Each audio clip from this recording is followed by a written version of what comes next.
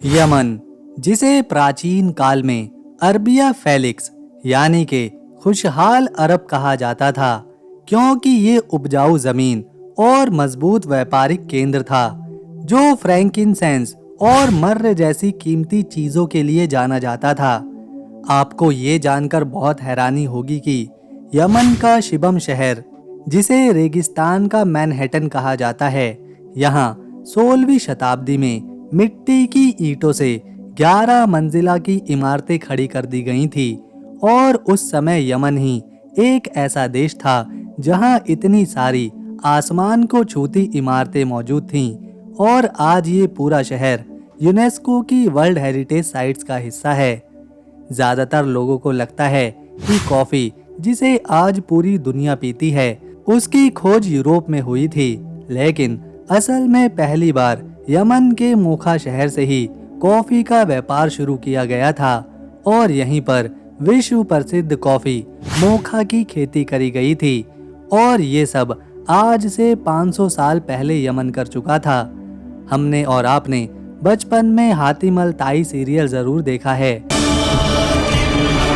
जिसे हम सब यमन का शहजादा कहते थे। ये सच्ची कहानी कहीं और की नहीं बल्कि यमन की ही है। ये है यमन।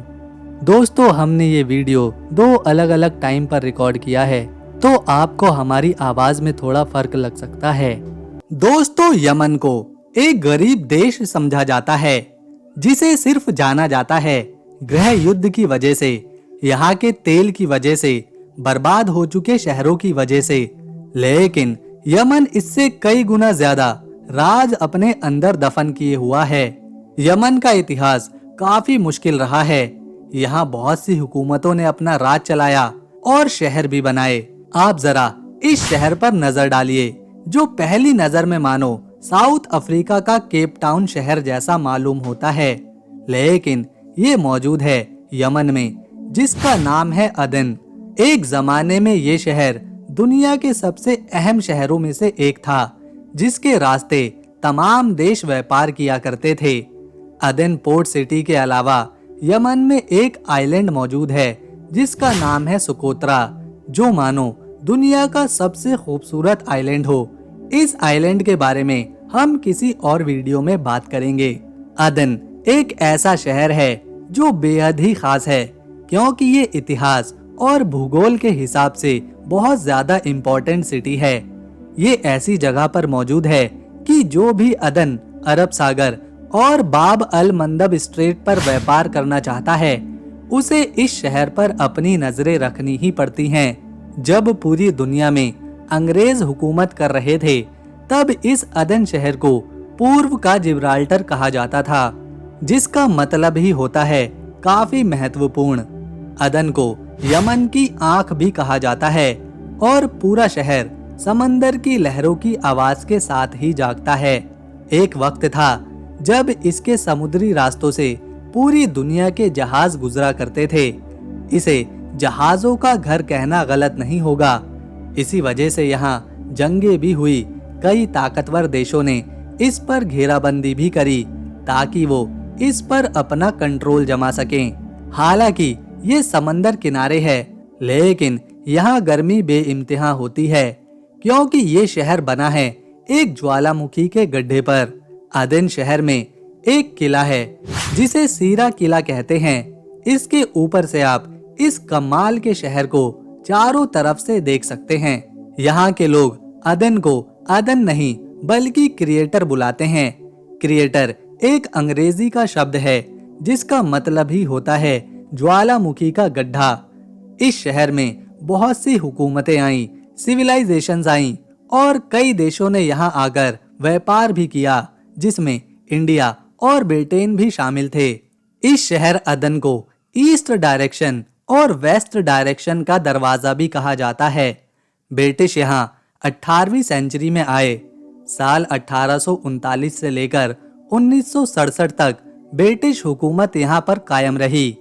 इस दौरान पूरे 128 सालों तक इन्होंने इस पोर्ट सिटी को पूरी तरह से अपने मुताबिक कंट्रोल किया। यहाँ इन्होंने अपने मिलिट्री बेस बनाए, बिजनेस सेंटर बनाए, जिसके जरिए वो इंडिया और ब्रिटेन तक सामान ले जाते रहे। ब्रिटिश का दौर जब यहाँ पर चल रहा था, उस वक्त अदन को ईस्ट जिब्राल्टर कहा जाता था। यहाँ पर कोयला और कच्चे तेल के बहुत ज्यादा रिसोर्सेस मौजूद थे, तो वहीं साथ ही साथ ये शिपिंग ट्रेड का मेन सेंटर भी हुआ करता था। और उस दौर में यहाँ कई देशों से आए हुए लोग रहा करते थे। क्योंकि ये व्यापारिक नजरिए से अहम था, तो बहुत से देशों के लोग यहाँ व्यापार करने आते और यहीं पर बस जाते।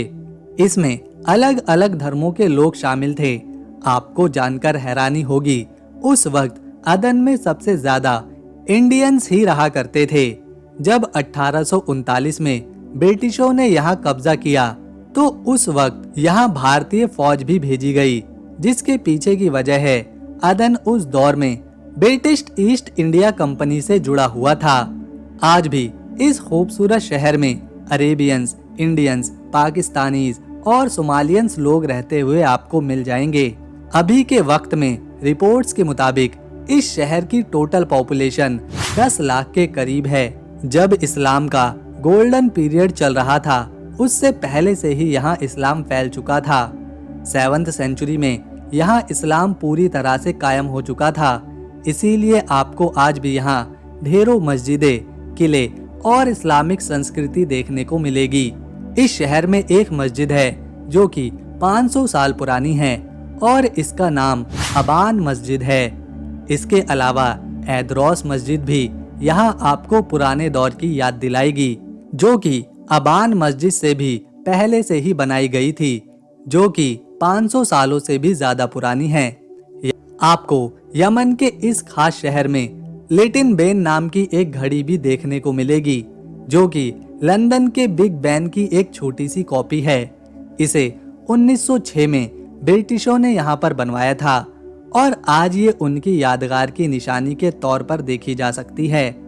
क्योंकि ये समंदर के किनारे बसा शहर है, तो यहाँ की आबो हवा समंदर में रहने वाले जीवों के लिए काफी अच्छी होती है। इसीलिए यहाँ ऐसे ऐसे समुद्री जीव रहते हैं जो कहीं और नहीं मिलते। इन्हें देखने, इन पर रिसर्च करने यहाँ स्कूबा डाइवर्स और रिसर्चर्स आते ही रहते हैं। अदन का कल्चर जितना डाइवर्स है, उतना ही इसे खूबसूरत और खास बनाते हैं यहाँ के पहाड़, पर्वत, समंदर के किनारे, ज्वालामुखी के गड्ढों पर इसका बसा होना इसे सबसे ज्यादा खास बना देता है। शायद यमन को जैसा समझा जाता है, ये उससे बिल्कुल अलग है। अदन में पारंपरिक कला और संगीत को भी बहुत खास माना जाता है। यहाँ पर पुराने दौर का यमनी संगीत और डांस स्थानीय लोगों के जीवन का हिस्सा है और यह स्थानीय त्योहारों और समारोह में एक महत्वपूर्ण भूमिका निभाता है। ये छोटा और खास शहर फैला हुआ है 760 स्क्वायर किलोमीटर के एरिया में, लेकिन ये इतना ज्यादा खास है कि यहाँ से गुजरने वाले जहाज इसके कंट्रोल में रहते हैं और ये इस शहर की इनकम ऑफ सोर्स का भी एक बड़ा जरिया है। यमन ने अपने इतिहास में बहुत से गृह युद्ध देखे हैं, बहुत सी जंगें देखी हैं, जिस कारण उसे काफी ज्यादा नुकसान उठाना पड़ा है। इसके बावजूद भी यमन में आज भी कई ऐसे शहर मौजूद हैं जो अपनी खूबसूरती, अपनी डाइवर्सिटी, अपनी इम्पोर्टेंस समेटे हुए हैं और इन्हीं में से एक अदन है, जिसके बारे में आज हमने जाना। यहाँ पर ज्यादातर नॉन वेजिटेरियन लोग ही रहते हैं, जिसमें यहाँ सबसे ज्यादा फेमस और लजीज बिरयानी को माना जाता है, जिसे यहाँ के लोग जर्बियन कहते हैं। यहाँ एक काफी पुराना रेस्टोरेंट है जो सिर्फ दिन में 1 या फिर ज्यादा से ज्यादा 1.5 घंटे तक ही खुला रहता है। इस रेस्टोरेंट का नाम लाबिबा है, जिसकी जर्बियन यानी कि बिरयानी बहुत ही लजीज होती है। इस रेस्टोरेंट के मालिक यहीं अदन में पैदा हुए। इनके पिता, दादा, चाचा यहीं अदन में पैदा हुए और पले बड़े। और जैसा कि हमने आपको बताया था वीडियो में पहले कि यहाँ सबसे बड़ी कम्युनिटी ब्रिटिशों के दौर में इंडियंस की थी, तो इस रेस्टोरेंट के मालिक के पूर्वज भी इंडियंस ही हैं, जिन्होंने बताया कि उनके दादा के दादा इंडिया की गुजरात सिटी के पोरबंदर से यहाँ अदन आए थे। इस शहर की चाय और मलाई आइसक्रीम बहुत ही लजीज होती है, जो खास तौर पर 70 साल से पुरानी दुकानों पर आपको मिलेगी।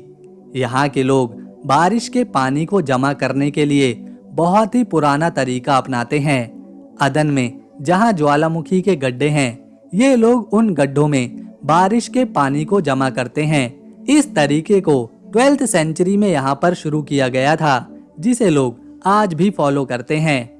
बारिश का पानी जमा करने की इस प्राचीन कला को सराहिस कहा जाता है।